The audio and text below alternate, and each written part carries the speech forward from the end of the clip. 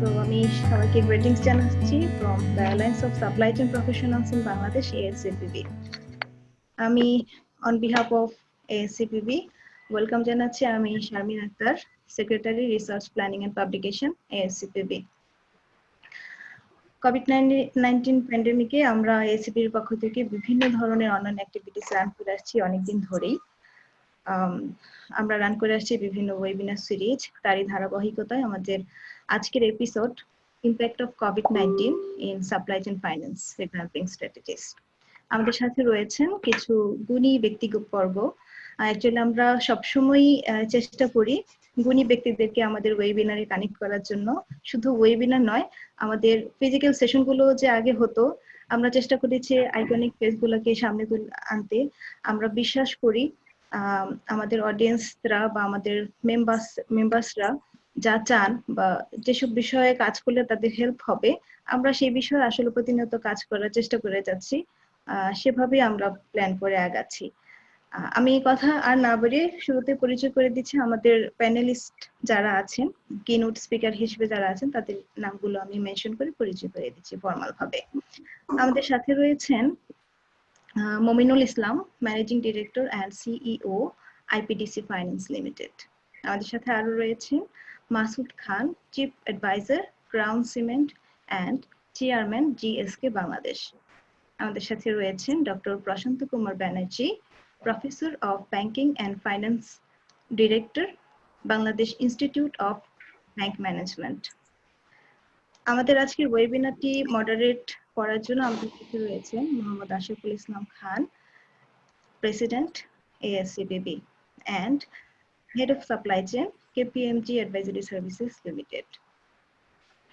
আমাদের ওয়েবিনারের মূল পর্বটি শুরু করার আগে আমি সবাইকে অ্যানাউন্স করে দিতে চাচ্ছি আমাদের ওয়েবিনার সেশনটি লাইভ স্ট্রিম হচ্ছে আমাদের ফেসবুক পেজে। তো দয়া করে অডিয়েন্স আপনারা আপনাদের প্রোফাইল থেকে আমাদের ফেসবুক লাইভটি ASCPBর পেজ থেকে শেয়ার করে দিন, যাতে করে বাকি আপনাদের সার্কেলের সবাই জানতে পারে এখানে কি হচ্ছে। পাশাপাশি আমি আরো কিছু ইনস্ট্রাকশন বলে দিতে চাচ্ছি আপনাদের সুবিধার জন্য। যেহেতু আপনারা এখন মিউট অবস্থায় আছেন, আপনাদের ওয়েবিনার চলাকালীন সময় আপনাদের যে কোনো প্রশ্ন বা পয়েন্ট তুলে ধরার জন্য আপনাদের চ্যাট বক্সটি ইউজ করুন। সেখান থেকে আমরা আপনাদের পয়েন্টগুলো কালেক্ট করব এবং আমাদের সম্মানিত মডারেটর সাহেব ওয়ান বাই ওয়ান সেই পয়েন্টগুলোকে কিনোট স্পিকারদের সাথে ডিসকাশনে তুলে ধরবেন। So here we go. আমি আশরাফ ভাইকে রিকোয়েস্ট করব, ভাইয়া would you please start our session formally?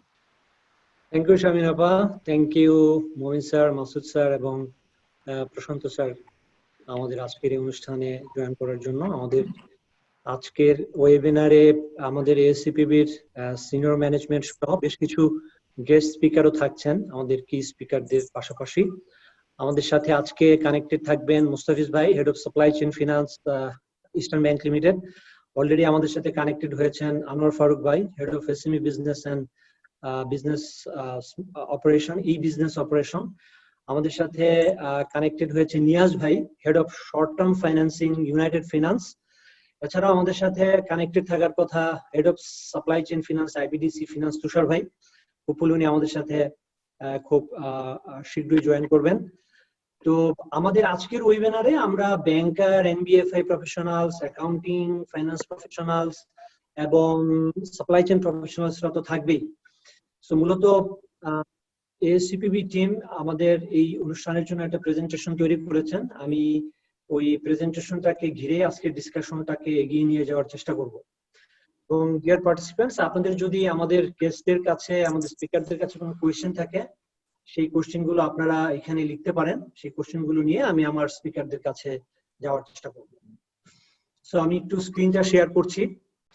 So here we go. আমাদের আজকের ওয়েবিনারের বিষয়বস্তু ইমপ্যাক্ট অফ কোভিড-19 in supply chain finance revamping strategies. আমি ট্রেড শিফটের সিওর একটা কথা দিয়ে স্টার্ট করতে চাই। উনি রিসেন্টলি যেটা বলেছেন যে if cash dries up across the supply chain we could see a lot of smaller businesses start to fold. তো এখানে আমরা একটু ফিজিক্যাল সাপ্লাই চেইন এবং ফাইন্যান্সিয়াল সাপ্লাই চেইনের একটা ওভারভিউ দেখে নেই। Basically Physical supply chain is the flow of goods and services towards the end customer আমরা যদি দেখি, এবং financial supply chain এর flowটা হচ্ছে money from the customer back up the chain to the supplier. R supply chain finance industry এটা সম্পর্কে already আমরা কম বেশি জানি। এটাকে বলা হয় বর্তমান সময়ে fastest growing alternate working capital solution in the world। আর বাংলাদেশেও আমাদের এনবিএফআই এবং ব্যাংকগুলো এই প্রোডাক্টটা নিয়ে কাজ করছে। যেই পপুলার ইনস্ট্রুমেন্টস গুলো আমাদের সাপ্লাই চেইন ফিনান্সে এখন ইউজ হচ্ছে, আমরা যদি একটু দেখি যে purchase order or pre shipment financing, receivable financing, invoice discounting, factoring, reverse factoring এবং বায়ার এবং ডিস্ট্রিবিউটর ফাইন্যান্সের মতন প্রোডাক্ট রয়েছে। তো এখানে পিডব্লিউসির একটা রিসার্চ আমি নিয়ে এসেছি। এখানে ওরা যেটা বলতে চাচ্ছে যে sir, principal reasons for implementing on supply chain finance program কি কি হতে পারে, যে working capital optimization, supplier liquidity needs, supplier relationship improvement এবং ওভারঅল সাপ্লাই চেইন স্টেবিলিটি ইমপ্রুভমেন্টের জন্য বেসিক্যালি সাপ্লাই চেইন প্রোগ্রামটা ইমপ্লিমেন্টেশন করা হয়। তো এই জায়গাতে আমি একটু কোয়েশ্চেন করতে চাই মাসুদ স্যারকে, যে স্যার আমি রিসেন্টলি একটা ইন্টারভিউতে দেখেছিলাম, ইন্টারভিউটা করা হয়েছিল গীতা গোপীনাথকে, আইএমএফ এর চিফ ইকোনমিস্ট। ওনাকে জিজ্ঞাসা করা হয়েছিল যে বর্তমান লিডারদেরকে ওনার কি অ্যাডভাইস, এই প্যান্ডেমিক সময়ে আসলে ওনার কি অ্যাডভাইস রয়েছে লিডারদের প্রতি। তো উনি যেটা অ্যান্সার করেছিলেন যে এসএমই সেক্টরকে প্রচুর সাপোর্ট দিতে হবে, so that they can stay alive. আর বাংলাদেশে আমরা জানি যে এসএমই সেন্টারের বা এসএমইর কন্ট্রিবিউট হচ্ছে আমাদের জিডিপিতে মোর দেন 25%। সো এই ক্ষেত্রে সাপ্লাই লিকুইডিটি বা সাপ্লায়ার রিলেশনশিপ ইমপ্রুভমেন্ট বা ওভারঅল সাপ্লাই চেইন স্টেবিলিটির জায়গায় তো fund is a very crucial issue. তো এই জায়গায় আমি জাস্ট মাসুদ স্যারের কাছে যদি জানতে চাই যে আমরা আসলে এসএমই সেক্টরটাকে কিভাবে ফোকাস করতে পারি এই সময়টাতে, এবং সাপ্লাই চেইন স্টেবিলিটি ইমপ্রুভমেন্টের জন্য আপনার কি কোনো সাজেশন আছে কিনা। আমি অলরেডি একটা স্ট্যাটিস্টিক্সও দেখিয়েছি যে আমাদের এসএমই সেক্টরের উপর আসলে এই কোভিড-19 এর কি ইমপ্যাক্ট রয়েছে। Masud sir. Thank you very much, Atik, and good evening. Assalamu alaikum everybody. Thank you very much সবাইকে ধন্যবাদ যে আমাকে অপরচুনিটি দেওয়ার জন্য, এই প্রোগ্রামে অ্যাটেন্ড করার জন্য। আসলে ওয়েবিনার তো বেশ কয়েকদিন আমি অ্যাটেন্ড করছি, বেশ কয়েকটা আর কি, আর সবগুলোতেই মোটামুটি কম বেশি ইকোনমি নিয়ে আলাপ হচ্ছে, ইকোনমিক ইম্প্যাক্টস আর কি বেসিক্যালি। তো আমি কিছুদিন আগে একটা আপনার লিডারশিপ সিরিজ আমি ওয়েবিনার অ্যাটেন্ড করছিলাম আর কি, আপনার লাইট হাউস বাংলাদেশ যেটা আপনার অর্গানাইজ করেছিল। তো আমার একটা পয়েন্ট ছিল, সেটা হচ্ছে যে if I look at the GDP components, আপনার 52% আসছে আপনার from the service sector, around 40% আসে from আপনার industry, 33% আসে from industry, and the balance comes from agriculture. But in terms of employment, আমরা যদি দেখে থাকি, আমরা তখন দেখি যে 40% of employment comes from the agricultural sector, 40% comes from the services sector, and 20% from industry. So, and within that industry, within that part, আপনি যে কথাটা বললেন যে SME contributes around 25% of the country's GDP. Bangladesh bank কিছুদিন আগে অনেকগুলো stimulus package announce করেছে। তার মধ্যে SMEর জন্য তারা যেটা অ্যানাউন্স করেছে সেটা হচ্ছে 20,000 crores, 200 বিলিয়ন টাকা। আমার যেটা প্রশ্ন, এবং এই প্রশ্নটা অনেকেরই উঠছে আর কি, দ্যাট আমাদের যে বর্তমানে যে ব্যাংকিং, এবং এই টাকাটা ব্যাংকের মাধ্যমেই যাওয়ার কথা, but we know that SMEs are the hardest hit today. যারা তাদের আপনার ফাইন্যান্সিয়াল স্ট্রেংথ আছে, তাদের ফাইন্যান্সিং লাইনস আছে, SMEs তে সেরকম ফাইন্যান্সিং লাইন নাই, আর অনেকগুলো SME ফাইন্যান্সও পায় না। কেন পায় না? Very simple answer. আমি যদি আজকে যাই in the organised banking sector, banking sector আসলে the way they are geared up, honestly speaking তারা কিন্তু আসলে ইন্টারেস্টেড না in terms of SME financing, because একটা we're talking of thousands of SMEs. Banks would rather deal with clients they know very well, big clients. So fish where the fishes are. যেখানে পয়সা পাবো আমি সেখানে যাব। আমি খুচরা খুচরা ক্লায়েন্টকে কেন আমি ইয়ে করবো, নাম্বার ওয়ান। নাম্বার টু হচ্ছে in terms of collateral, there is no collateral actually from SMEs. যেটা ভালো করেছে over the years the non-banking financial sectors. IPTC is a classic example, IDFC is a classic examples. It also they have done very well as far as SME M financing is concerned, and to some extent S financing also. Plus আমি যেটা মনে করি এখন যে বর্তমানে যে উদ্যোগটা নিয়েছে গভর্নমেন্টের ইজ ভেরি ইম্পর্টেন্ট, বিকজ একটা কথা হচ্ছে যে unless the money flows to the house holds and unless the money flows from house hold two SME, আমাদের ইকোনমিটা কিক স্টার্ট হবে না। এসএমই ফাইন্যান্স করতে হয়, আমাদের যেটা করা লাগবে that we have to involve the micro finance যেগুলো অর্গানাইজেশন যারা আছে তাদেরকে হেভিলি ইনভলভ করতে হবে, বিকজ তারা গ্রাসরুট লেভেলেই তারা কাজ করছে, তারা জানে প্রত্যেকটা এসএমই কে, প্লাস দি গুড এনবিএফআইস। যদি এটা করে থাকে in that case the money flow will flow to the SME. And আমি যেটা মনে করি এটা হলে, কারণ SME also employs 40% of the companies this thing, এখানে কিন্তু একটা বড় কিক স্টার্ট হবে to economy, because when the money flows to the employees, the money then flows to the household. This is my actually very simple take on the subject. Thank you very much Masud sir. আমি একটু মোমিন স্যারের কাছে যদি জানতে চাই যে supplier liquidity তো basically একটা বেসিক বিষয় for implementing supply chain finance program. তো আপনারা এই ক্রাইসিসের সময়টাতে সাপ্লায়ারদেরকে কিভাবে হেল্প করছেন, এবং সাপ্লায়ারদের কাছ থেকে এই সময়টাতে আপনারা আর কোনো ধরনের সাপোর্ট দিচ্ছেন কিনা, বা তারা কি ধরনের সাপোর্ট এক্সপেক্ট করে এই সময়টাতে আপনাদের কাছে? ধন্যবাদ আশরাফ।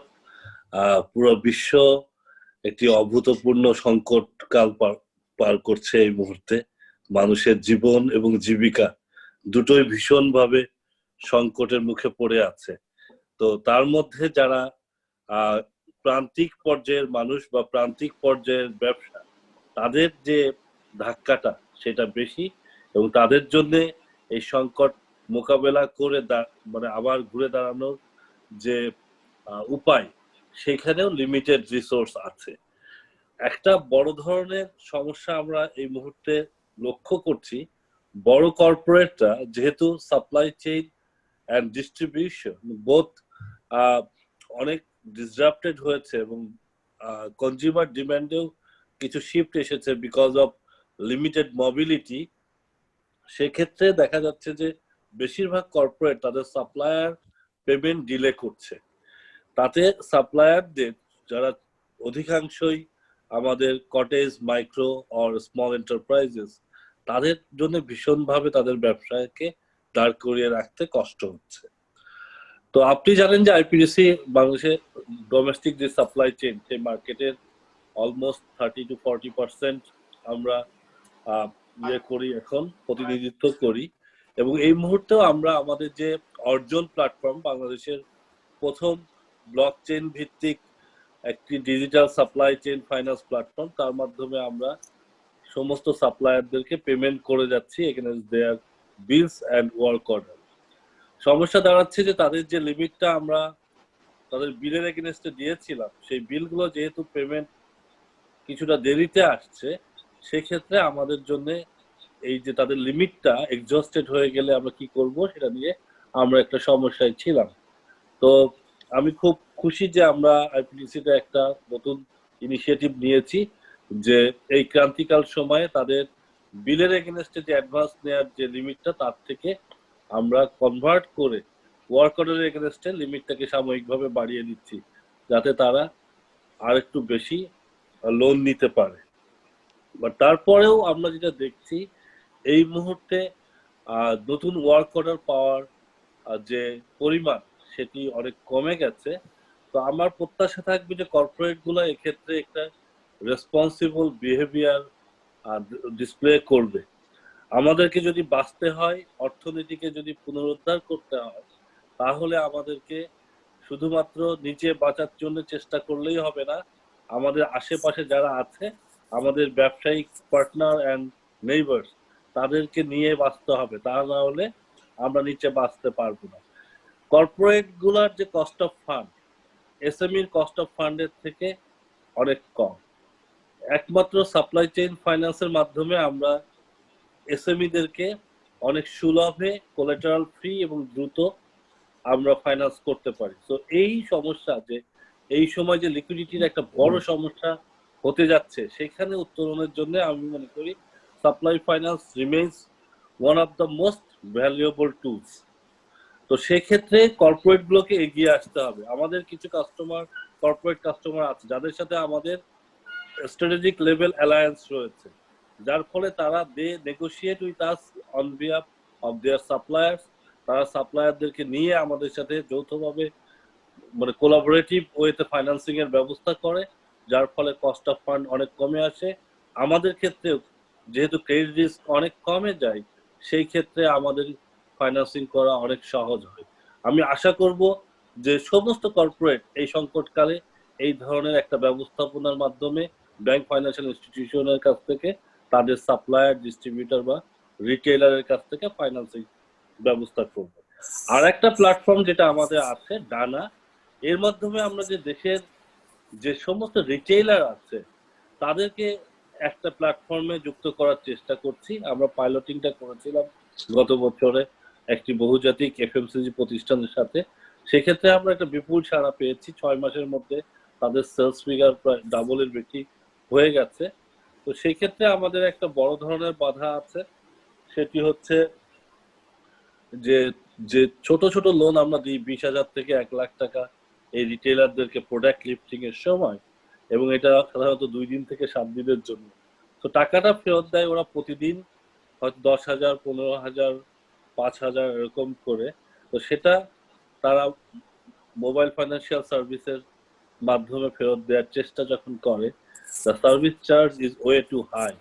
সো আমাদের মোবাইল ফাইন্যান্সিয়াল সার্ভিসের যারা সামনের সারিতে আছে তাদের যে বিজনেস মডেলটা দাঁড় করানো হয়েছিল সেটা আসলে P2P এর বেসিসে। সেখানে একটা আমি যখন আমার ব্যক্তিগতভাবে একটি টাকা আমার দেশে পাঠাচ্ছি আমার পরিবারের কাছে, সেখানে হয়তো 1.7, 1.8% চার্জ ইজ অ্যাকসেপ্টেবল। বাট যখন একটা business distributor and retailer and financial প্রতি সপ্তাহে বা এভরি কাপল অফ ডেজ টাকা পয়সা এবং পণ্য দেনা মানে আদান প্রদান হচ্ছে, সেক্ষেত্রে 1.7% or 8% will equivalent to more than 200% charges per annum on the transaction value or the loan value we provide, whereby our current interest rate is around 9%. So this is where I think there are challenges, but there are opportunities as well. With this kind of crisis, each stakeholders have now better opportunity and better stake in case of collaboration.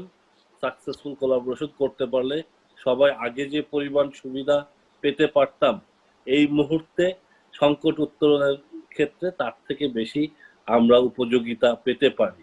তো সবাই এখন একটু মনোযোগী হচ্ছে কোলাবোরেশনের দিকে। তো আপনি জানেন সাপ্লাই চেইন বা সাপ্লাই চেইন ফাইন্যান্স যেটাই বলি না কেন, এটা একটা কোলাবোরেশনের বিষয়।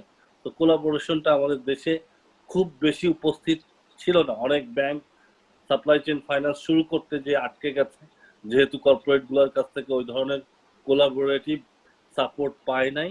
বাট আমি আশা করছি এই এনভায়রনমেন্টে আমরা আরো বেশি সাপোর্ট পাবো, এবং এই মুহূর্তে আমরা যেভাবে ডিজিটালি কাস্টমারদেরকে আধা ঘন্টার মধ্যে তাদের ব্যাংক অ্যাকাউন্টে টাকাটা ক্রেডিট করছি তাদের ওয়ার্ক অর্ডার আর বিলের এগেইনস্টে, আই থিঙ্ক এই কার্যক্রমটা সামনের দিকে সব ব্যাংক ফাইন্যান্সিয়াল ইনস্টিটিউশন করলে এসএমই সিএমএসএমইদের যে অভিঘাতটা আমরা এই মুহূর্তে আশঙ্কা করছি তা বহুল অংশে আমরা কাটিয়ে উঠতে পারবো।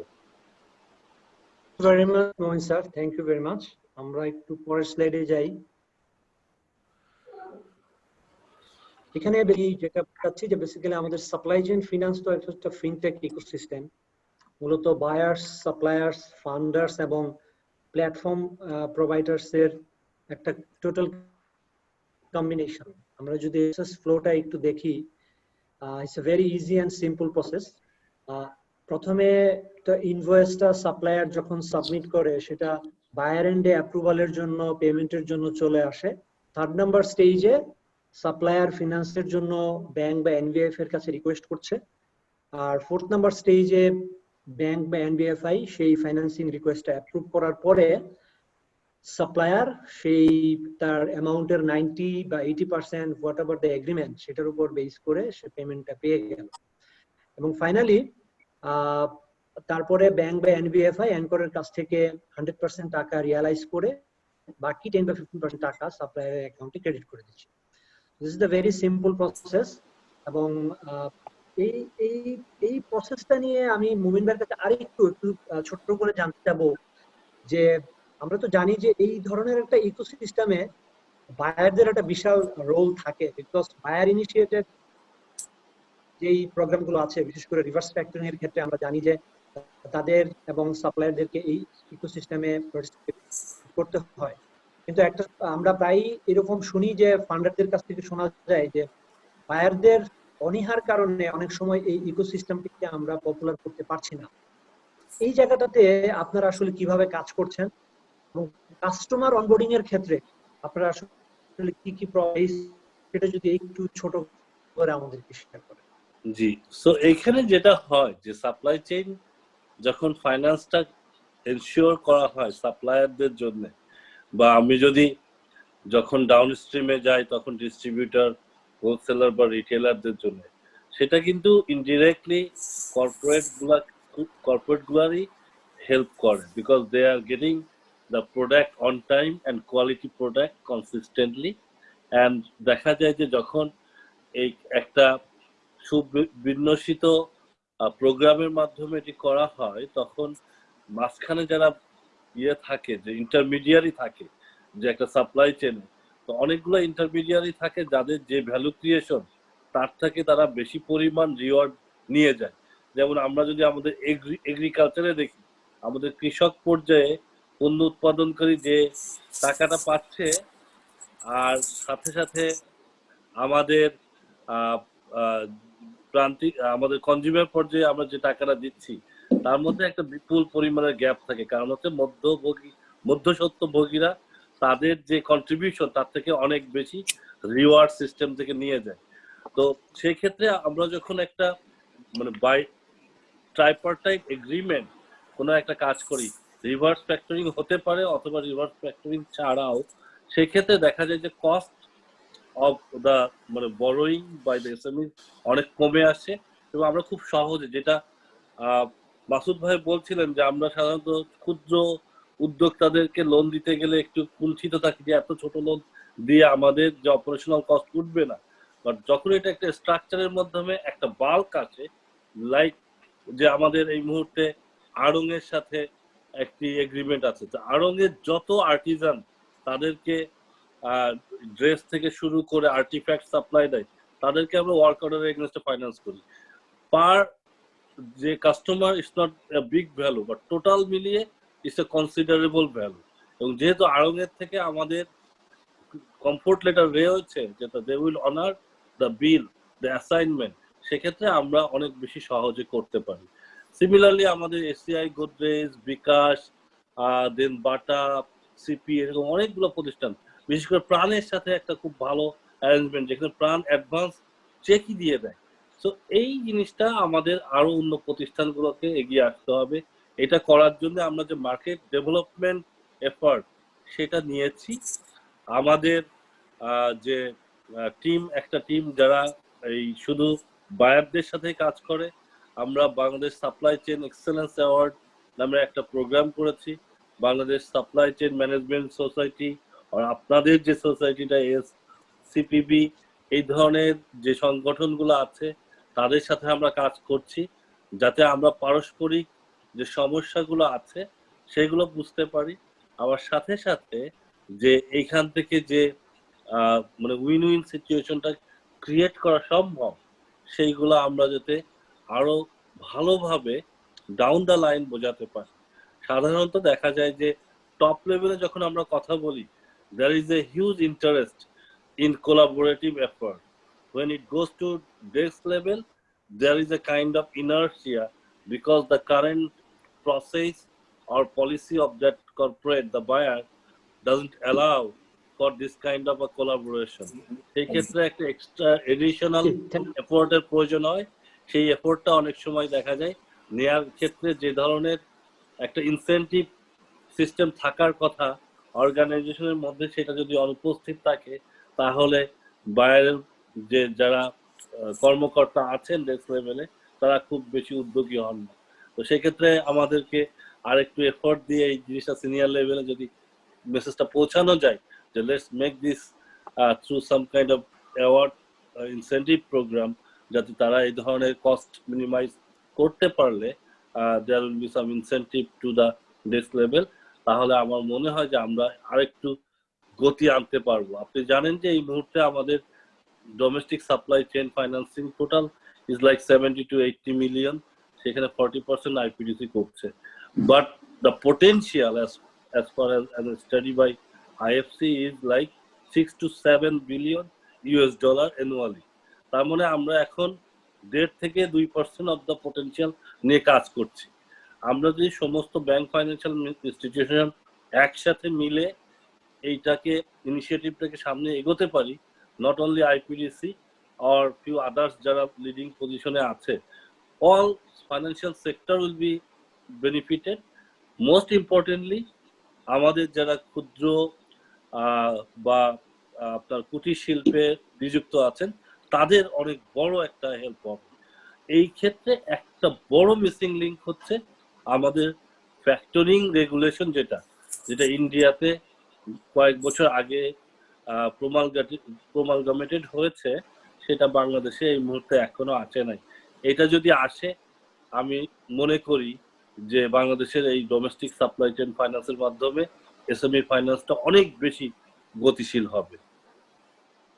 জি, থ্যাংক ইউ মোমিন ভাই, থ্যাংক ইউ। আমরা একটু পরের স্লাইডে যাই। বেসিক্যালি এখানে কোভিড-19 এর যে ওভারঅল ইম্প্যাক্ট বাংলাদেশের ইকোনমিতে সেটা একটু দেখানোর চেষ্টা করা হয়েছে।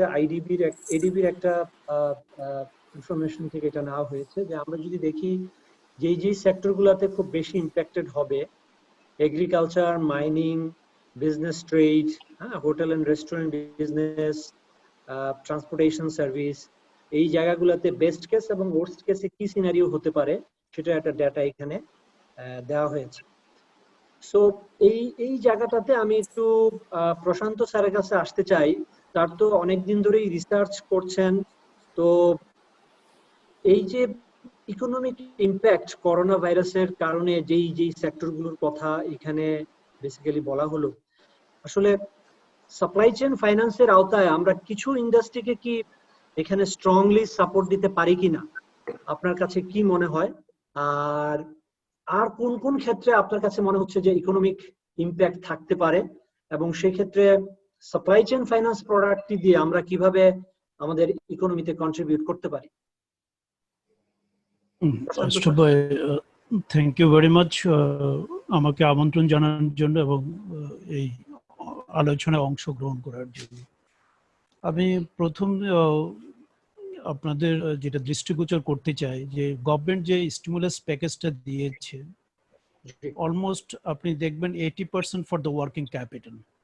It is for the export-oriented industry, it is for the domestic industry, it is for the agriculture, it is for the SMEs, but all are the working capital.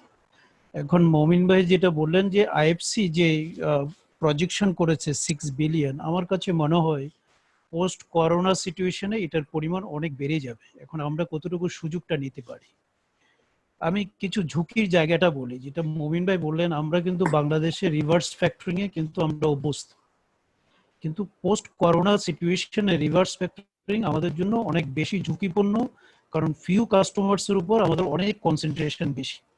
সেজন্য আমি রিকোয়েস্ট করবো, reverse factoring is fine before the corona virus, ওনারা কোনো problem face করে না, corporate sector was ready to give the মানি।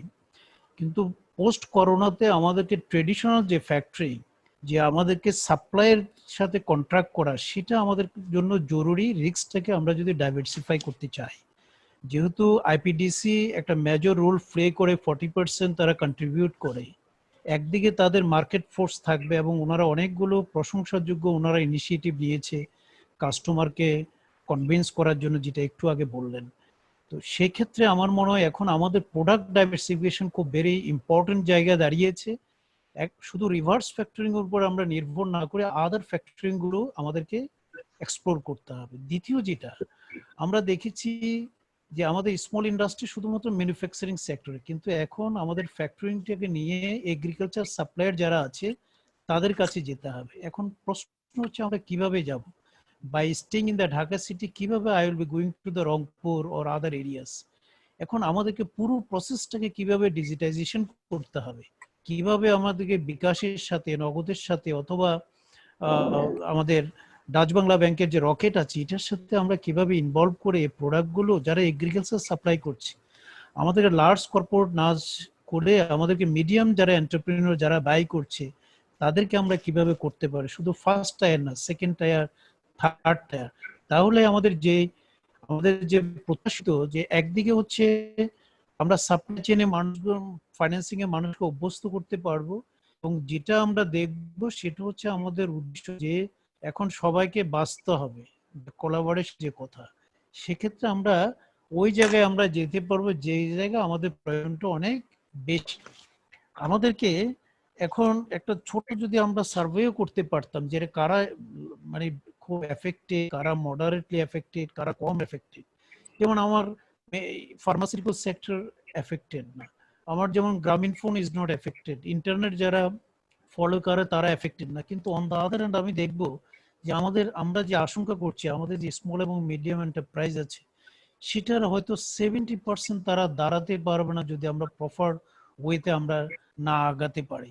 তো সেক্ষেত্রে এরকম একটা ছোট্ট কিছু করতে পারলে আমার মনে হয় আমরা আমাদের কমফোর্ট লেভেলটা আমরা খুঁজে পেতে পারবো। সেদিকে আমাদের কিভাবে আমরা দৃষ্টি দিতে পারি সেটা হচ্ছে আমাদের আরেকটা ইস্যু।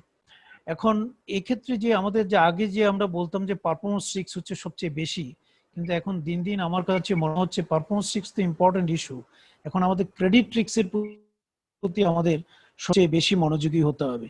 সেটা আমরা রিভার্স ফ্যাক্টরিং করি অথবা আমরা ট্রেডিশনাল ফ্যাক্টরিং করি অথবা ডিলার ফাইন্যান্সিং করি। তো এই এরিয়াগুলোতে আমরা কিভাবে আমরা করতে পারবো, আমরা হস্তক্ষেপ করতে পারবো, এটা আমাদের যৌথভাবে সিদ্ধান্ত দিতে হবে। আরেকটা যেটা অপশন আছে, ঝুঁকির পরিমাণ বেড়ে যাচ্ছে, সেটা ফান্ডার্স বলে যারা ফাইন্যান্স করবে তাদের। এই ক্ষেত্রে আমরা এডি অথবা আইডিবি অথবা আইএফসি কে আমরা করতে পারি কিছু ক্রেডিট শেয়ার করার জন্য, তাহলে যারা ফান্ডিং করছে সেক্ষেত্রে, এবং আইপিডিসি এবং আইডিএলসির কথা আশরাফ ভাই বললেন, তারা আর কতটুকু মার্কেট পেনিট্রেট করতে পারবে। আজকে খুব ভালো লাগলো ব্যাংকিং সেক্টরে সাপ্লাই চেইন ফাইন্যান্সিং এর অনেক প্রধানগুলো আছেন, ওনাদেরকে চেষ্টা করতে হবে আমাদের শুধু ঢাকা সেন্ট্রিক অথবা চট্টগ্রাম সেন্ট্রিক না হয়ে গ্রামে গঞ্জে কিভাবে ডিজিটাইজেশনের মাধ্যমে আমাদের অনেকগুলো ভালো দিক আছে, আমাদের মোবাইল এখন সবার হাতে আছে, সেটাকে আমরা কিভাবে কাজে লাগাতে পারি, আমরা অনেকগুলো পেমেন্ট সিস্টেম আমাদের দাঁড়িয়ে গেছে সেগুলোকে কিভাবে কাজে লাগাতে পারি। মূল কথা হচ্ছে আমাদের যে প্রোডাক্টের যে ডাইভার্সিফিকেশন সেটা আমাদের অনেক জায়গায় নিয়ে আসতে, ওয়ার্ক অর্ডারের এগেনস্টে করতে হবে, র মেটেরিয়ালস এর কেনার যে পারচেস অর্ডার সেখানে আমাদেরকে করতে হবে, আমরা শুধুমাত্র পোস্ট শিপমেন্ট না করে কিভাবে প্রি শিপমেন্ট করতে হয় সেদিকগুলোতে আমাদের আগাতে হবে। তো মূল কথা হচ্ছে আমরা যদি এভাবে আগাই আমার মনে হয় আমরা সাপ্লাই চেইন ফাইন্যান্সিংটাকে মানুষের প্রয়োজনের ক্ষেত্রে যেভাবে ব্যবহার করতে পারবো এবং আগামী দিনে সাপ্লাই চেইনের যে জনপ্রিয়তা সেটাও কিন্তু আমরা সৃষ্টি করার এই সুযোগটা আমরা এখন যেটা পাচ্ছি সেটাকে কাজে লাগাতে পারলে আমরা মনে হয় সেই সুযোগটা বাস্তবায়ন করা যায়। Thank you sir. আমি এই পর্যায়ে আমি শেষ করছি, আর ফার্দার কোনো প্রশ্ন আসলে I will be responding. Thank you very much Prashanta sir. আমরা কিছু কোশ্চেন পেয়েছি, যেগুলো একটা গুরুত্বপূর্ণ কোশ্চেন পেয়েছি, সেটা আমি এখনই সেরে নিতে চাই। এটা মাসুদ স্যারের কাছে হোপফুলি প্রশ্নটা গুলো খুব ভালো হয়। প্রশ্নটা করেছেন মির্জা মুর্তুজা করিম, নোমান গ্রুপ থেকে। উনি যেটা বলতে চেয়েছেন যে if government flows money, discharging money on business market, so or devalue money against dollar, so what are the impacts on cash flow in financial system? আমি একটু আবার বলি, if government flows money or devalue money against dollar, what are the impacts on cash flow in financial system? Masud sir যদি এটার একটু answer দিতেন। Sure, thank you very much. আমি এটা দুই আঙ্কিক আনসারটা দেব। প্রথমে আমি শুরু করব অন দি ডিভ্যালুয়েশন অ্যাসপেক্ট, যেটা উনি বলছেন আর কি। So if I look at the situation today as far as exports are concerned, আমরা জানি যে গার্মেন্টসে there is a huge impact. সেদিন একটা আর্টিকেল পড়ছিলাম যে $5 billion গার্মেন্টস এক্সপোর্ট যেটা ইউকে তে করা হয়েছে, তার মধ্যে একটা পার্ট যেটা স্টোরে আছে, তারা বলছে যে এই টাকাটা আমি আরো পরে দেব। 6 মাসের ছিল, তারা বলছে আরো পরে দেব। তারপরে সেকেন্ড পার্ট যেটা ছিল, যেটা আপনার পোর্টে যেটা ছিল, তারা বলছে যে আমাদেরকে 50% ডিসকাউন্ট দিতে হবে। আর যেটা আপনার ইন প্রসেস, তারা বলছে যে 80 to 90% discount. In fact Debenham, one of the biggest retail chains in UK, তারা বলছে যে আমাদেরকে 90% ডিসকাউন্ট দিতে হবে। তো এটা একটা huge impact as far as garments is concerned. The second impact is coming from আমাদের রেমিটেন্সেস, যেটা আমরা অলরেডি দেখছি যে হিউজ ড্রপ হয়ে গেছে আপনার, যেটা আপনার লাস্ট এপ্রিলে ছিল $1.6 billion, যেটা এখন $1 billion নেমে এসছে এই লাস্ট এপ্রিলে আর কি। Huge drop. এবং আমরা জানি যে অনেকগুলো দেশ থেকে অলরেডি আমাদের যারা ওয়েজার্স আছে তাদেরকে বাংলাদেশে ফেরত নেওয়া হচ্ছে। এটার একটা বিরূপ যেটা আমাদের পড়বে, ইম্প্যাক্ট পড়বে on the economy. On the flip side যেটা হয়েছে, যে আমাদের একটা বড় আপনার ইম্পোর্ট ছিল ইন টার্মস অফ অয়েল, এবং oil is now at its historical low আর কি আপনার, যেটা আমরা সবাই জানি ইটস কাম ডাউন ড্রাস্টিক্যালি। তো এটা একটা আমাদের favorable impact as far as the balance of payment is concerned. But overall, I would think that there would be some impact as far as balance of payment is concerned. As far as Bangladesh Bank is concerned, তারা মনে হয় না খুব একটা devaluation, যদিও বা আমাদের adverse হচ্ছে, ইম্প্যাক্ট হচ্ছে, বাট তারা মনে হয় না খুব একটা অ্যালাউ করবে in terms of devaluing the taka, because taka is still a manage float, is not totally on the market force. এটা হলো আপনার অন দি এক্সটার্নাল ফ্রন্ট।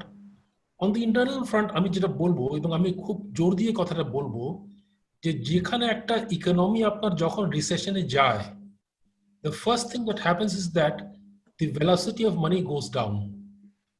আগে যে ট্রানজাকশনটা ছিল, ট্রানজাকশন বেশি থাকলে আপনার ভেলোসিটি মানিটা বেশি হয়। যখন ইকোনমিক ডাউনটার্নে যায় তখন ভেলোসিটি কমে আসে। তো আমি যখন $1 দিই, ইন দ্যাট কেস হয়তো $1.30 বা 40 পয়সা ভেলোসিটি অফ মানি হয় আর কি আপনার। সো এখন যে সিচুয়েশন আছে, গভর্নমেন্টের বাজেটটা হবে, এই deficit, it will B a big deficit budget in my opinion. আগে যেটা নর্মালি আমরা 5% অফ আমাদের বাজেট পড়তাম, সেটা এবার হয়তো 7.5 to 8% আপনার ডেফিসিট বাজেট হতে পারে। Now if there is a deficit budget, what is going to happen তাহলে ইন দ্যাট কেস? একটা হচ্ছে এক্সটার্নাল ফান্ড থেকে গভর্নমেন্ট বড় করবে, লাইক এডিবি, আইএফসি তাদের কাছ থেকে বড় করবে, ওয়ার্ল্ড ব্যাংক থেকে বড় করবে। And secondly, they will come to the banking system. There will be a pressure as far as the banking system is concerned, because তাদের কাছ থেকে টাকা বড় করতে হবে to finance this deficit. আমি যেটা মনে করি যে এই সিচুয়েশনে maybe the government should rethink the issue of সঞ্চয়পত্র now, because এখন তাদের যেহেতু ফান্ডিং রিকোয়ারমেন্টটা অনেক বেশি, তাদেরকে একটু ওইদিকে নজর দিতে হবে। আরেকটা ইম্পর্টেন্ট পয়েন্ট হচ্ছে in terms of investment, because আমরা জানি যে এখন অনেক টাকা আমাদের চলে যাচ্ছে টুয়ার্ডস মেগা প্রজেক্টস। এখানে আমাদের একটু স্কেল ডাউন করতে হবে। বাট যেসব প্রজেক্টগুলো আপনার লোকাল লেভেলে আছে, এটা আমাদের কন্টিনিউ করতে হবে, কারণ কন্টিনিউ করলে ইন দ্যাট কেস যেটা হবে, এই টাকাটা লোকাল পর্যায়ে গেলে হাউসহোল্ডস টাকাটা পাবে, এবং এই টাকাটা আলটিমেটলি ইকোনমিতে ফিরে আসবে। সো ওভারঅল আমি যেটা মনে করি যে this is the only way to rescue the economy. Government যদি টাকা পাম্পিং না করে, এবং আমি একটা কথা বারবার একটা যে জিনিস জোর দিয়ে বলছি, যে বাংলাদেশে আপনার যে 16 মিলিয়ন পপুলেশন আছে, তার মধ্যে 20.5% হচ্ছে পভার্টি লেভেলের নিচে, অর্থাৎ 5.2 crore of people are below poverty levels। এবং রিসেন্ট স্টাডি যেটা দেখাচ্ছে যে পভার্টি লেভেল নিচে যদি চলে যায়, ইনকামটা আরো বেশি, তাহলে poverty rate doubles, it could be around 40% also. So government যে কিছুদিন আগে যে একটা প্রণোদনা প্যাকেজ দিয়েছে, যে 50 lakh family, each family of person of 4, তার মানে আপনার রাফলি 2 কোটি লোককে, প্রত্যেকটা লোককে 600 টাকা করে দেওয়া হচ্ছে, আপনার 1200 কোটি টাকা গভর্নমেন্ট দেবে আর কি আপনার। আমি মনে করি এটা অপ্রতুল, বিকজ যে সিচুয়েশনে এখন poverty level is around 5.2, which means that we are talking about households of about 1.3, আমাদের টাকাটা অনেক বাড়াতে হবে, প্লাস এক মাসে এটা হবে না।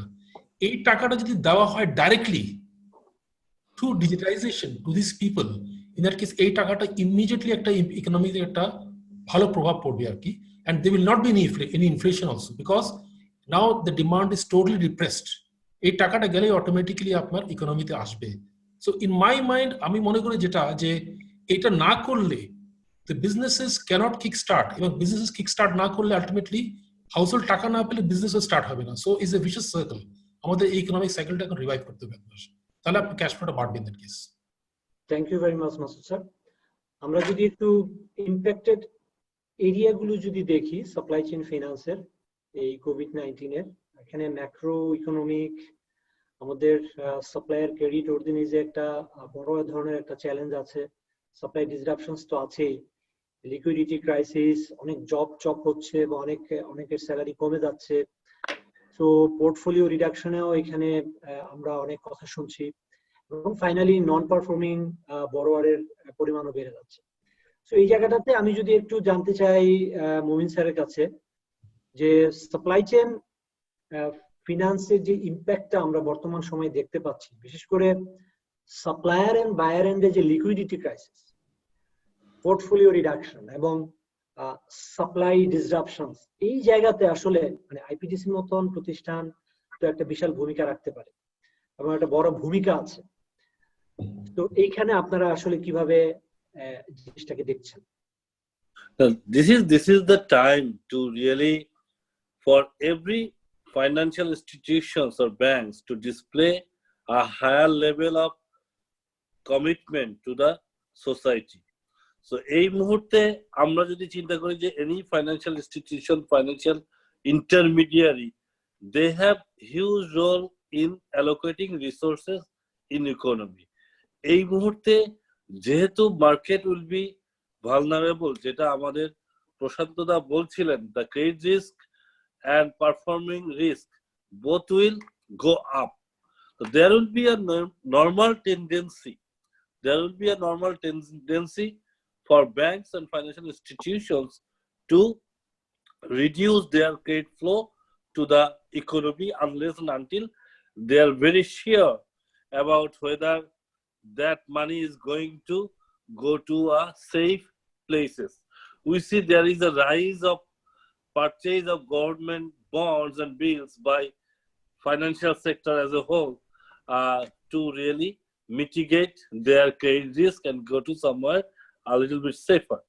So to divert their attention from that kind of a safe, short-term safe and long-term catastrophic strategy, the central bank or the government through the central bank একদম pragmatic ওয়েতে লিকুইডিটি পাম্প ইন করছে, and সেই লিকুইডিটিটাও pump in করছে not necessarily যে মানে কোনো unspecified ওয়েতে, there is some kind of specific channel and a specific target segment to which the money will reach. সেখানে আমরা দেখছি সিএমএসএমই এর জন্য 20,000 crore টাকা একটা সাবসিডাইজড লেন্ডিং এর ব্যবস্থা করা হয়েছে, out of which 50% will be again refinanced by Bangladesh Bank. সাথে সাথে মাইক্রো ফাইন্যান্সের থ্রুতে প্রান্তিক পর্যায়ে জনগণের জন্য 3,000 কোটি টাকার একটা রিফাইন্যান্সিং প্রোগ্রাম চালু করা হয়েছে বাংলাদেশ ব্যাংকের থেকে। তারপরে আবার একটা আমরা দেখছি যে 5,000 কোটি টাকার একটা agro credit refinancing scheme Bangladesh bank থেকে ইন্ট্রোডিউস করা হয়েছে। বাট সেইগুলার যে মানে impact at the root level will depend যে আমরা কতটুকু লিবারেল ওয়েতে ফাইন্যান্সিং করি। আমরা যত লিবারেল হব তত বেশি ইকোনমিক রিকভারি ফাস্টার হবে এবং ম্যাক্রো ইকোনমিক আমরা সুবিধাটা পাবো। আবার যত বেশি আমরা লিবারেল হব তত বেশি আমাদের ক্রেডিট রিস্ক বেড়ে যাবে, আমাদের সেই ক্ষেত্রে পোর্টফোলিও একটা বড় অংশ খারাপ হয়ে আমাদের বটম লাইনে একটা হিট পাওয়ার সম্ভাবনা আছে। To mitigate that situation and to also ensure the benefit of higher level of cash flow to the cottage and micro industries, the solution remains in the form of supply chain financing. এখন দাদা যেটা বলছিলেন যে reverse factoring, টা একটু avoid করা, because then there will be a concentration of risk. আমি বলবো যে অবশ্যই সেটা আছে, বাট ইন দিস সিচুয়েশন এতটা আমাদেরকে বাছ বিচার করলে হয়তো আমাদের এগোতে সমস্যা হবে। আর সাথে সাথে বাংলাদেশে এখনো কিন্তু রিভার্স ফ্যাক্টরিংটা ওইভাবে শুরু হয় না। যেটা আমরা করি ট্রাইপার্টাইট যে অ্যারেঞ্জমেন্টের মাধ্যমে, সেখানে যদিও আমাদের একটা মাস্টার এগ্রিমেন্ট থাকে বায়ারের সাথে, বাট ইচ সাপ্লায়ারের সাথে আমাদের কিন্তু ক্রেডিট এগ্রিমেন্ট আলাদাভাবে থাকে, whereby the ultimate payment obligation lies with our suppliers who are our borrowers as well. So সেই ক্ষেত্রে it's a win-win situation. আমরা যেটা এমইউটা করি বা মাস্টার এগ্রিমেন্টটা করি বায়ারের সাথে, that gives us some kind of comfort that they will make the payment, or in case of default they will not have any other business transaction with the suppliers or the distributors. So এই যে অ্যারেঞ্জমেন্টটা, সেটা অনেক বেশি helpful হইতে পারে। আর একটা বিষয় যেটা আপনি বলছিলেন যে ডিজিটাল ওয়েতে, সো আপনি জানেন যে আইপিডিসির যে ডিজিটাল প্ল্যাটফর্ম, সেখানে আমরা without having any need of hard copy documents, যে ওয়ার্ক অর্ডার ইস্যুয়েন্স থেকে শুরু করে delivery note, then bill submission, everything can be done online. Even the payment processing is done online. এই মুহূর্তে যারা আমাদের এই প্ল্যাটফর্মটাতে নাই, তাদের ক্ষেত্রে আমরা যেটা হার্ড কপি ডকুমেন্টের বিকল্প হিসেবে আমরা তাদের ইমেইল এবং তাদের ডকুমেন্টের সফট কপি আপলোড করলে সেটাকেও আমরা ফোনের মাধ্যমে বা ইমেইলের মাধ্যমে বায়ারের সাথে কনফার্ম করে we are making the payment. So there is a kind of flexibilities, but that is also a change in say behavior by the relevant stakeholder, whereby they now want to get into digital platform, because তারা দেখছে যে hard copy দিয়ে আগে যেভাবে transition করা হতো সেভাবে করতে গেলে things will get much more delayed under the current constraint situation than before. তো এইটা যদি হয়ে থাকে, আমি দেখছি যে এটা একটা সুযোগও ক্রিয়েট করছে যে ডিজিটাইজেশনের দিকে। এবং আপনি যেটা বলছিলেন বা প্রশান্তদা যেটা বলছিলেন যে আমাদের যে আমাদের যে মোবাইল ফাইন্যান্সিয়াল সার্ভিস গুলোর সাথে অনেক বেশি এগ্রিগেটেড হতে হবে, সেই প্রচেষ্টা আমাদের আগেও ছিল, but there was a kind of barrier in terms of the charge. But now what I see, the relevant parties are much more agreeable to share the cost between them. So কোনো একটা institution বা কোনো একটা পার্টিকে সমস্তটুকু যে বিয়ার করতে গেলে যে প্রসেসটা ভেঙে পড়ে, সেটা হয়তো এখন আর হবে না, কারণ সবাই কিছু না কিছু চার্জ হয়তো শেয়ার করবে ইন দ্য সিস্টেম। সো আমার মনে হয় যে এই মুহূর্তে আমরা যারা ব্যাংকার বা ফাইন্যান্সিয়াল যারা আছি, তাদের যে আমাদের যে স্ট্র্যাটেজি আছে ইন টার্মস অফ পোর্টফোলিও, সেইখানে একটা চেঞ্জ আসার দরকার। যে supply chain finance requires a completely different view in terms of credit. So এখানে যেটা হয় যে ক্রেডিট রিস্কের থেকে আমাদের পারফরমেন্স রিস্ক বা operational risk remains higher. So by digitizing the process we can reduce the operational risk significantly. আর credit risk যতটুকু থাকে, I think that is so low compared to our term lending or say unspecified working capital financing.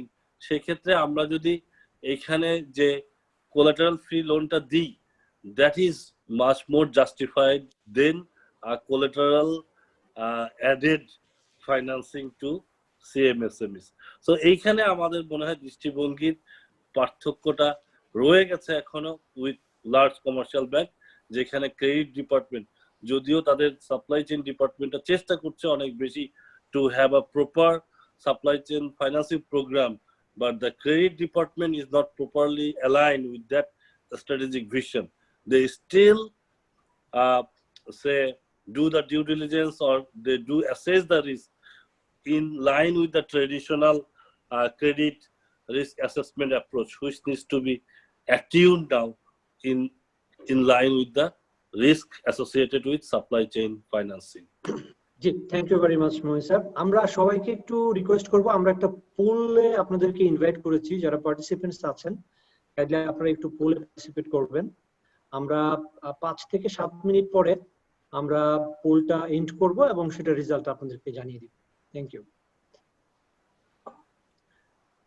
So এই জায়গাটাতে আমি একটু বলতে চাই যে আমাদের মার্কেট সিনারিও বেসিক্যালি আমাদের তো এখন যেটা দেখতেছি যে সাপ্লাই চেইন মার্কেটের পোর্টফোলিও যেটা বাংলাদেশে আছে সেটা হচ্ছে মাত্র 870 কোটি টাকা, যেটা হয়তোবা যদি আমরা ইউএস ডলারে কনভার্ট করি $100 মিলিয়ন বা 102 এরকম হবে।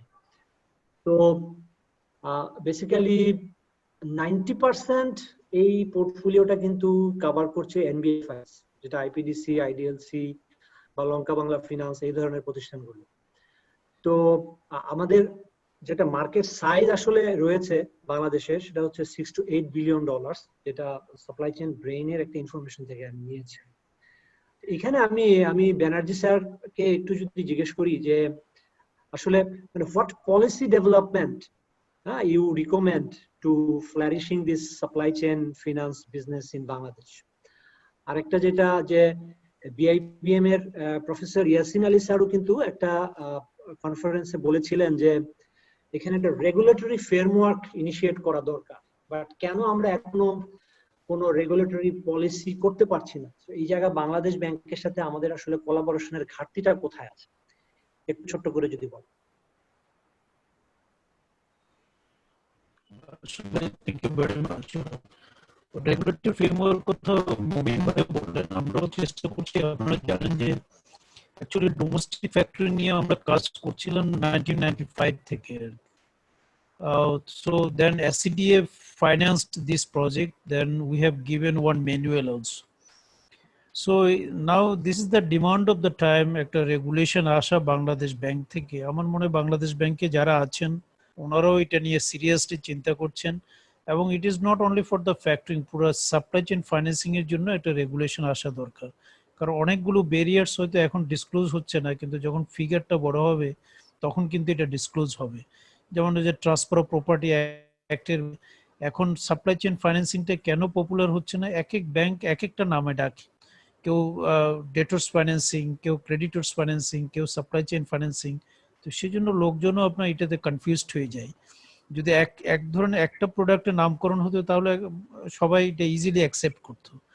এবং তাহলে এইসব জায়গা থেকে বেরিয়ে আসার জন্য প্রপার ডেফিনিশনগুলো সেট করার জন্য, রেগুলেটরি প্রসেসগুলো সেট করার জন্য এটা রেগুলেশনের যে দরকার তাতে একেবারে আমরা দ্বিমত করার কোনো অবকাশ নেই, এবং বাংলাদেশ ব্যাংকও আশা করছি চিন্তা করছে সেটা নিয়ে আসার জন্য। আমি আরেকটা পয়েন্ট এখানে একটু অ্যাড করি, সেটা হচ্ছে আজকে ওই যে আমরা সবাই বলছি আমরা 2021-এ অথবা 2022-তে প্রফিট করতে চাই না। Nobody, I mean financial sector, real economy, nobody wants to make the profit. আমাদের এখন সার্ভাইভিং হচ্ছে মোস্ট ইম্পর্টেন্ট ইস্যু। সেক্ষেত্রে কাকে কতভাবে আমরা সাহায্য করতে পারি, that is the important issue. আমার মনে হয় যদি গভর্নমেন্ট যদি বেশি আপনার ব্যাংকিং সেক্টর উপর ডিপেন্ড না করে নিজেদের স্টিমুলাস প্যাকেজগুলো করতে পারে, আমাদের কিন্তু অর্থের অভাব বেশি আছে বলে আমার কাছে খুব ফিল হয় না। আজকে ব্ল্যাক মানিগুলো যদি আমরা নিয়ে আসতে পারতাম, আমাদের যে ডায়াসপোরা কমিউনিটি আছে অলমোস্ট প্রচুর লোক, 1 crore পিপুল আছে, তাদেরকে যদি আমরা প্যাট্রিয়টিক ডিসকাউন্টের মাধ্যমে তাদের কাছ থেকে টাকা আনতে পারি, আমাদের যে সরকারের যে আমরা ম্যাক্সিমাম আমরা যদি সংযম প্রকাশ করি, আমাদের যে ডেভেলপমেন্ট প্রজেক্টগুলো আছে সেগুলো যদি আমরা রেশনালাইজেশন করতে পারি, তাহলে সরকারকে বেশি টাকা ব্যাংকিং সেক্টর থেকে নিতে হবে না। আবার ব্যাংকিং ও ফাইন্যান্সিয়াল সেক্টরের নিজস্ব কিছু খাতা আছে, আমার মনে হয় ব্যাংকিং সেক্টর দেখেন সেটা, যেমন ক্যাপিটাল এক্সপেন্ডিচার নেক্সট 2 ইয়ার্সে আমরা একেবারে বন্ধ করে দিতে হবে, সেটাকে আমরা কিভাবে ফান্ডিং এ নিয়ে যেতে পারি। দ্বিতীয় হচ্ছে ডিভিডেন্ড দেওয়া, যে আমাদের কালকেও একজন সাংবাদিক আমাকে জিজ্ঞাসা করছে 7-8টা bank in the meantime they have announce the dividend. সেখান থেকে আমরা বোধহয় চলে আসা দরকার যে ডিভিডেন্ডটা এখন না করে প্রফিট ফিগারটাকে কিভাবে আমরা সোর্স অফ ফান্ড হিসেবে আমরা চিন্তা করি সেটা আমাদের দেখা দরকার। আমাদের কর্পোরেট সোশ্যাল রেসপন্সিবিলিটি যে টাকাগুলো আমরা বিভিন্ন খাতে ব্যয় করি সেখান থেকে না করে কিভাবে আমরা ড্যামেজড অর্গানাইজেশনগুলোতে আমরা দিতে পারি, এই জিনিসগুলো আমরা যদি করি তাহলে আমরা ব্যাংকিং সেক্টরে নিজে থেকে, এবং আপনারা তো জানেন যেটা যে এখনো প্রায় আমাদের প্রচুর টাকা এসএলআর এর উপরে আমাদের টাকা আছে, যেটা which are invested in against of bond and debenture, যেটা আপনার কোয়ান্টিটেটিভ ইজিং এর মাধ্যমে বাংলাদেশ ব্যাংকও চাচ্ছে এই টাকাটা ব্যাংকিং সেক্টরে চলে আসুক। অতএব আমাদের সার্বিকভাবে লিকুইডিটি খুব বেশি প্রবলেম হবে না, তবে ভেরি ইম্পর্টেন্ট ইস্যু যেটা আমরা বলেছি, হাউস হোল্ডের কাছে আমরা টাকা কিভাবে নিয়ে যাব। হাউস হোল্ডের কাছে টাকা না নিতে পারলে কিন্তু আমাদের ডিমান্ড বাড়বে না, ডিমান্ড না বাড়লে কিন্তু আমাদের অর্থনৈতিক চাকা সচল হবে না। অতএব অ্যানাউন্সমেন্ট হয়ে গেছে, দায়িত্ব হয়তো অ্যালোকেশন হয়ে গেছে, এখন আমাদের ইম্পর্টেন্ট কাজ হচ্ছে এই টাকাগুলো যার কাছে যাওয়ার সেখানে যাওয়ার। আর আশরাফ ভাই যেটা প্রশ্ন করেছেন রেগুলেটরি ব্যাপারে, আমার মনে হয় বাংলাদেশ ব্যাংক ইজ থিঙ্কিং, এবং যারা একটু প্রেশার গ্রুপও দরকার আছে। মমিন ভাই অনেকদিন ধরে কাজ করছেন, ব্যাংকিং সেক্টরে যদি বাংলাদেশ ব্যাংকে একটু পারসুয়েশন না করে, আমাদের প্রয়োজনটা তো বাংলাদেশ ব্যাংকে বলতে হবে। বাংলাদেশ ব্যাংককে বললে বাংলাদেশ ব্যাংক তো always very positive to help the banking sector. আমার মনে হয় আমরা একটা রেগুলেশন করে এই প্রোডাক্টটাকে সামনের দিকে এগিয়ে নিতে পারবো। So thank you very much. Thank you sir. আমরা পোলের রেজাল্টটা পেয়ে গেছি। আমরা যেটা পোল করেছিলাম, আমাদের টপিকসটা ছিল যে what you think the major obstacles in Bangladesh to be implemented supply chain finance programme.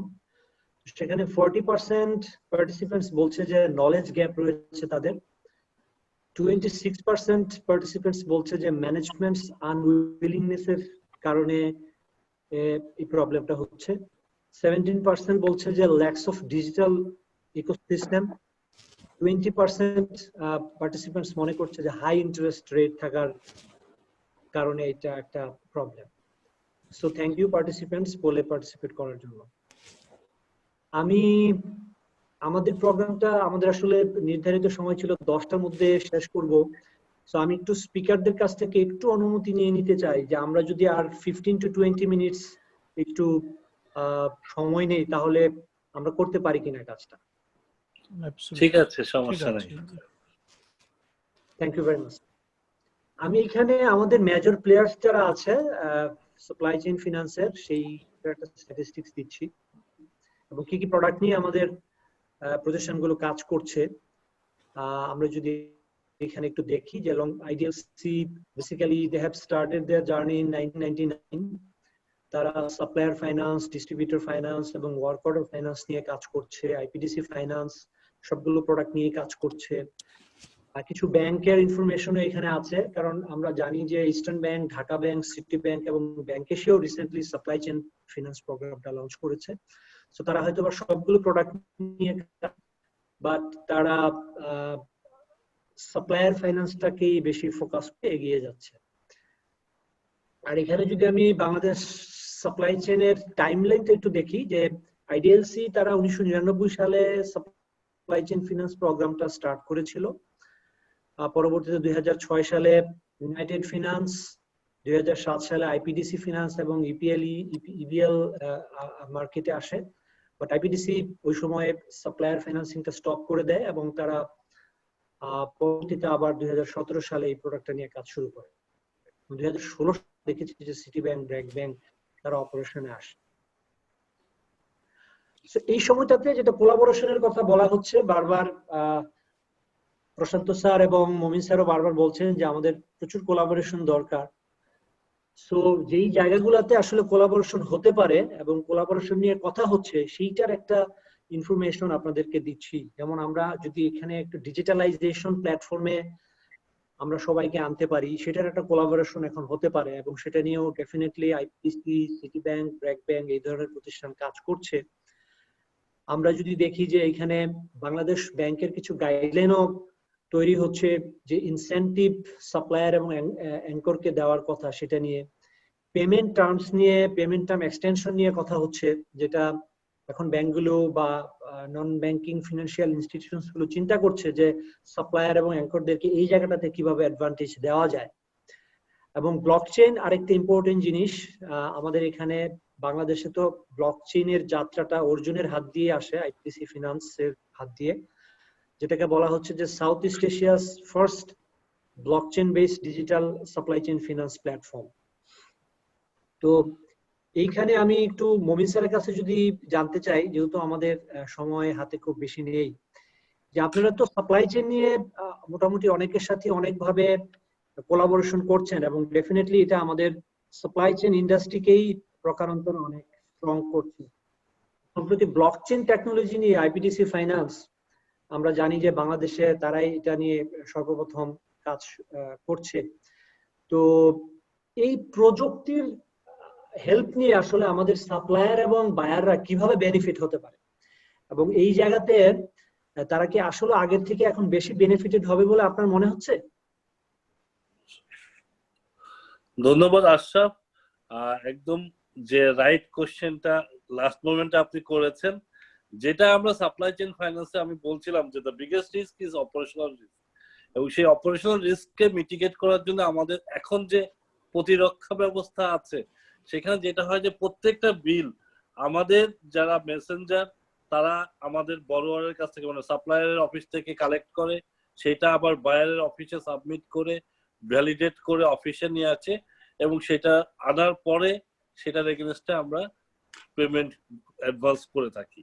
তো এইটা যদি আমরা স্কেল আপ করতে চাই, এই ধরনের অপারেশনাল যে ম্যানুয়ালি অপারেশনাল যদি থাকে তাহলে কোনোভাবেই সম্ভব না। এবং আমরা যে দেখেছি যে কমার্শিয়াল ব্যাংকগুলা এগুলো এখনো পর্যন্ত খুব বেশি সফল হয় নাই, কারণ ম্যানুয়াল এনভায়রনমেন্টে যে ইন্টিমেট সার্ভিস স্ট্যান্ডার্ড রাখতে হবে সেটা আসলে যে ব্রাঞ্চ লেড বিজনেস মডেলে আসলে সম্ভব না, এটা সেন্ট্রালাইজড মডেলে কাজ করতে হবে। But when it goes into digitisation, commercial ব্যাংকগুলোর এখন যে সমস্যাটা আছে যে রিসোর্স অ্যালোকেশন ফর যে কাস্টমার সার্ভিস, সেটা অনেক অংশে চলে যাবে। সেই ক্ষেত্রে যে যত বেশি কম ইন্টারেস্ট রেটে দিতে পারবে, যে লোনটা দিতে পারবে, সেটাতেই সেই কাস্টমার সেখানে যাবে। তো আইপিডিসি ডিজিটাইজেশনে যাওয়ার প্রথম এটাই ছিল যে in case we want to really go for scaling up of the operation, we need digitization. So সেই ক্ষেত্রে আমাদের এই ম্যানুয়াল এনভায়রনমেন্টে ওয়ার্ক অর্ডার হার্ড কপি বা বিলের হার্ড কপি, ডেলিভারি চালানের হার্ড কপি এক পয়েন্ট থেকে আরেক পয়েন্টে যাওয়ার আর কোনো দরকার থাকবে না। তো এটা করার সময় আমরা দেখলাম যে we can also solve a huge problem of the transparency and security of the information, যেটা কর্পোরেটদের একটা বড় ধরনের থাকে যে এজিনেস থাকে এই ধরনের কোলাবোরেটিভ প্ল্যাটফর্মে, যে তাদের ইনফরমেশন গুলা অন্য কেউ দেখে ফেলবে কিনা বা এটা কম্প্রোমাইজ হয়ে যাবে কিনা সিস্টেমটা। সো ওই সময় আমরা চিন্তা করি যে এটা ব্লক চেইনের মাধ্যমে করা যেতে পারে। সেই সময়ে বাংলাদেশে খুব বেশি বাংলাদেশি কোম্পানিগুলা ব্লক চেইন অ্যাপ্লিকেশন ডেভেলপ করার মতো সক্ষমতা ছিল না দেখে আমরা আইবিএম এর সাথে যাই এবং এটা ডেভেলপ করি। এবং আইবিএম এর সাথে আমাদের যে এগ্রিমেন্টটা আছে সেটাতে আমাদের বলা আছে যে ultimately this platform will be opened up for all the banks and financial institution in the market. So সেইটা আমরা ইনশাল্লাহ এই বছরের শেষে করতে সক্ষম হব। সো যে কোনো ব্যাংক ফাইন্যান্সিয়াল ইনস্টিটিউশন এই প্ল্যাটফর্মটা ইউজ করেই তারা ফাইন্যান্সিং করতে পারবে। Ultimately this will be working like a market place. সাথে সাথে যে জিনিসটা আমরা আশা করব, যখন অল ব্যাংক ফাইন্যান্সিয়াল ইনস্টিটিউশন এই ধরনের একটা ইনিশিয়েটিভে যুক্ত হবে, তখন the awareness in the market, যেটা এই মুহূর্তে আমরা দেখলাম যে সবচেয়ে বড় একটা রিজন ফর নট যে সাপ্লাই চেইন এই যে গ্রোথ না হওয়ার, সেটা অনেক অংশে কমে আসবে। আমরা সবাই যখন একসাথে কোঅর্ডিনেট ওয়েতে কর্পোরেট গুলা বা বায়ার গুলোর উপরে চাপ দিতে পারবো, তারাও অনেক বেশি রেগুলেটেড হবে। এখন আমরা দেখছি যে 60 ডেজ পেমেন্ট টার্ম, সেটা আরবিট্রারিলি একটা বায়ার 180 দিন পরে দিচ্ছে, 200 দিন পরে দিচ্ছে। Buyers R so small, they can't say anything. যদি কিছু বলে তাকে নেক্সট টাইম আর ওয়ার্ক দেওয়া হবে না। তো এই ধরনের যে কিছু ইরেগুলারিটিস কিছু প্রতিষ্ঠান মার্কেটে করে থাকে, সেইগুলো থেকে আমরা বের হয়ে আসতে পারবো। যে বাংলাদেশ ব্যাংকে আমরা যে আনতে যাচ্ছিলাম যে রেগুলেটরি ফ্রেমওয়ার্ক, আমার মনে হয় যে ব্যাংক ফাইন্যান্সিয়াল ইনস্টিটিউশনকে বাংলাদেশ ব্যাংক রেগুলেট করতে পারবে, but the buyers they are not regulated by central bank. So will need law from commerce ministry, যেটা ল মিনিস্ট্রি ভেট করে দিবে, যাতে সব মানে যে সাপ্লায়ারের যে অধিকারগুলো আছে সেটা যদি সুপ্রতিষ্ঠিত না করা যায়, তাহলে এই সাপ্লাই চেইন ফাইন্যান্সটাও খুব বেশি অগ্রসর হতে পারবে না। কারণ সাপ্লায়ারের অধিকার প্রতিষ্ঠা হইলেই ফাইন্যান্সিয়ালের রিস্কটা অনেক কমে আসবে। সো আমার মনে হয় যে ওই জায়গাতে বাংলাদেশ ব্যাংকের সাথে নিয়ে আমাদের হয়তো লটা ফর্মুলেট করতে হবে, বাট আলটিমেটলি কমার্স মিনিস্ট্রি থেকেই ওটার এক্সিকিউশন হবে। Thank you sir. পার্টিসিপেন্টদের অবগতির জন্য জানাচ্ছি যে আজকে আমাদের সাথে বেশ কিছু senior supply chain professionals connected হয়েছেন আমি দেখতে পাচ্ছি। আমি একটু অ্যানাউন্স করে দিই, আমাদের সাথে আজকে ওয়াহিদ আনোয়ার ভাই আছেন, head of supply chain আরপে।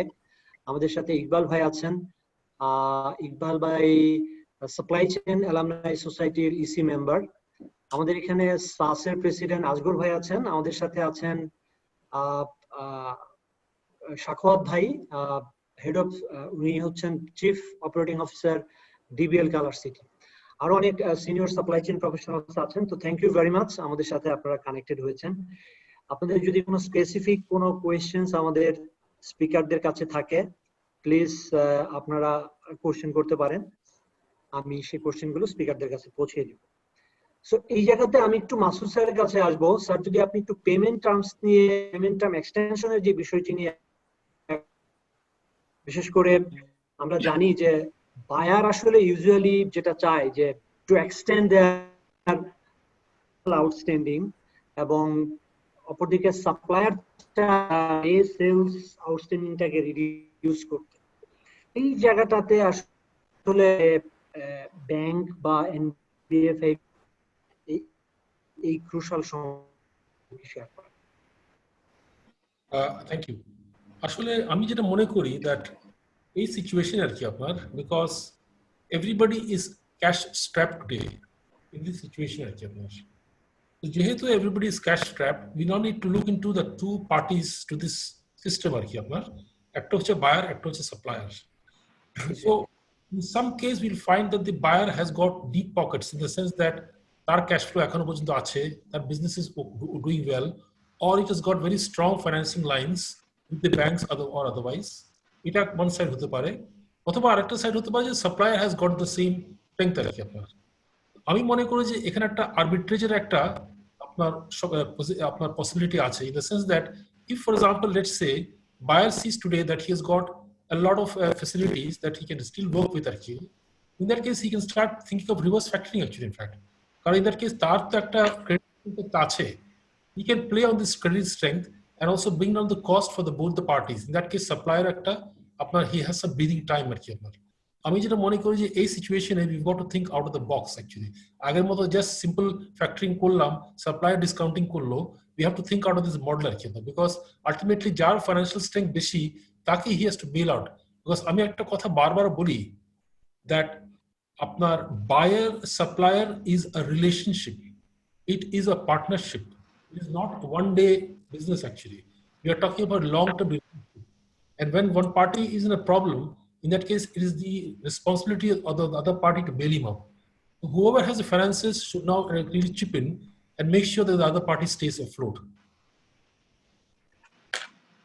Thank you sir, thank you. আমি একটু ইনভাইট করব তুষার ভাইকে আমাদের সাথে কানেক্টেড হওয়ার জন্য। তুষার ভাই কি শুনতে পাচ্ছেন আমাকে? হ্যালো, আমার কথা কি শোনা যাচ্ছে?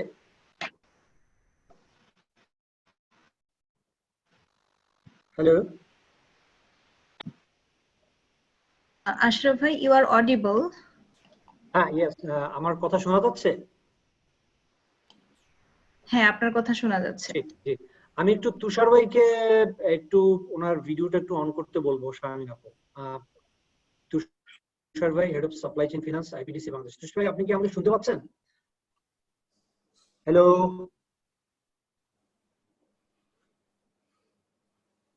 Hello,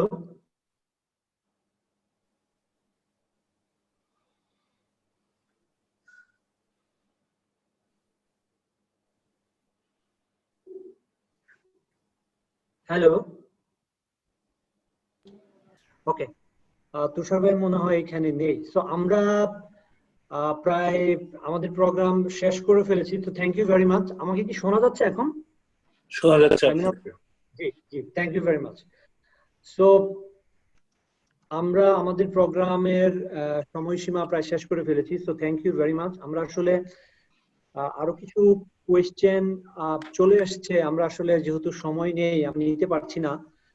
so supply chain finance related যদি আপনাদের কোনো স্পেসিফিক কোনো কোয়েশ্চেন থেকে থাকে, আমরা সেগুলো নোট রাখছি। পরবর্তীতে আমাদের স্পিকারদের কাছে আমরা চেষ্টা করব সেই কোয়েশ্চেনগুলো পৌঁছিয়ে দিতে।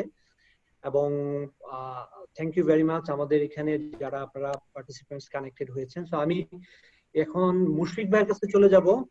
মুশফিক ভাই, আপনি যদি প্রোগ্রামটি ক্লোজ করে দেন।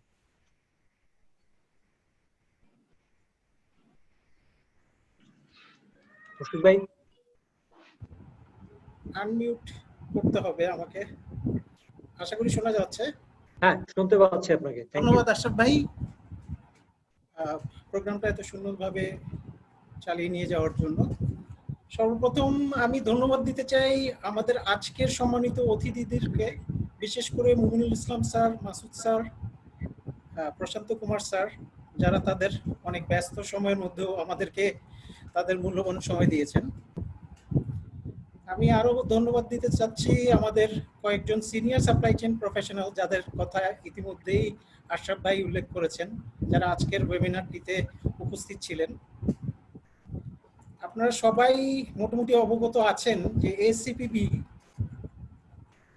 এইমাত্র তাদের চতুর্থ ওয়েবিনারটি শেষ করলো। আমরা প্রথম আমাদের সিরিজ ওয়েবিনারটি শুরু করেছিলাম 3রা এপ্রিল থেকে, এবং আমাদের সিরিজ ওয়েবিনারের পরবর্তী ওয়েবিনারটি 15 মে অনুষ্ঠিত হবে, যার বিষয়বস্তু ইম্প্যাক্ট অফ কোভিড-19 on local and international logistic revamping strategies. আমরা আপনাদের সকলকে সেটি দেখার জন্য আমন্ত্রণ জানাচ্ছি। এসসিপিবি সবসময় নতুন নতুন আইডিয়া নিয়ে হাজির হয়ে থাকে আপনাদের সামনে, যার মাধ্যমে সাপ্লাই চেইন সেক্টরে যেসব প্রফেশনালরা আছেন যেন উপকৃত হন। আমাদের মতো অংশগ্রহণকারীদের সহযোগিতার মাধ্যমে আমরা আশা করি ভবিষ্যতে আরো ইউনিক কিছু এডুকেশন এবং ট্রেনিং ইভেন্ট নিয়ে হাজির হব। আজকের মতো আপনাদের কাছে থেকে বিদায় নিচ্ছি। আশা করি এসসিপিবির আয়োজিত আগামী সবগুলো কর্মকাণ্ডে আপনারা অংশগ্রহণ করবেন। আবারও ধন্যবাদ জানাচ্ছি সবাইকে। বাসায় থাকুন, নিরাপদে থাকুন, আপনাদের সুস্বাস্থ্য কামনায় শুভরাত্রি।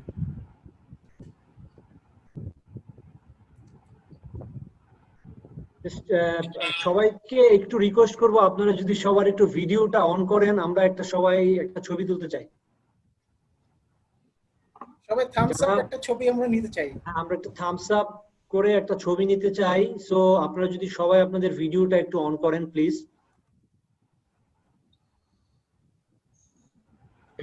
একটু সময় দেই সব পার্টিসিপেন্টসরা যাতে 10 সেকেন্ড সময় নিব। Thank you for your patience and sorry Tushar ভাই, আপনার কোশ্চেনটা নিতে পারিনি, আমরা কানেক্ট করতে পারিনি আপনাকে। হোপফুলি নেক্সট কোন ওয়েবিনারে আপনাকে পাবো। এবং আমাদের এখানে যারা মুস্তাফিজ ভাই, আপনাকে ধন্যবাদ, আপনি অনেক ব্যস্ততার মধ্যে আমাদেরকে আজকে সময় দিয়েছেন। মুস্তাফিজ ভাইকে ধন্যবাদ জানাচ্ছি। So thank you very much. Thank you. Thank you all.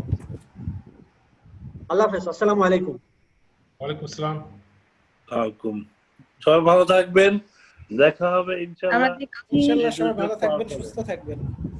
আমরা দেখছি সবাই আস্তে আস্তে ভিডিও ক্যামেরাটা অন করছে। আমরা যদি আর একটু সময় দেই সবার ভিডিওটা অন করার জন্য, আমরা যাতে একটা গ্রুপ ফটো নিতে পারি, সবার থামস আপ পিকচার যাতে আমরা নিতে পারি। তো ইতিমধ্যে অনেকেই তাদের ভিডিও ক্যামেরাটা অন করে ফেলেছেন, বাকিদের জন্য আমরা একটু কাইন্ডলি ওয়েট করি।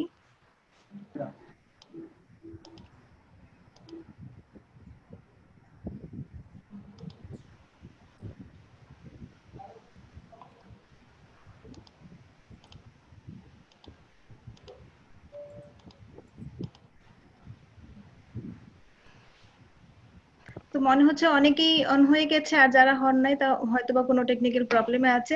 আমার মনে হয় আমরা যদি একটু থামস আপ দেই এবং আমি পিকচারটা নিয়ে নিতে পারি। কিছুক্ষণ রাখতে হবে।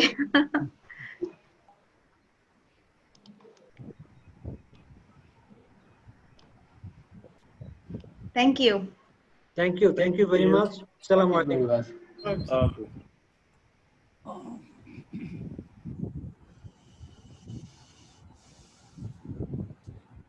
তো thank you very much dear participants, আপনাদের মূল্যবান সময় দিয়ে আমাদের সাথে জয়েন করার জন্য। এবং স্পিকারদের কাছে আমি বিশেষভাবে থ্যাংক ইউ জানাচ্ছি on behalf of এসসিপিবি।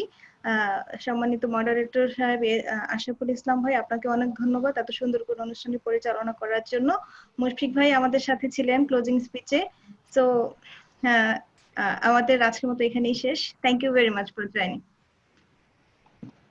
Thank you.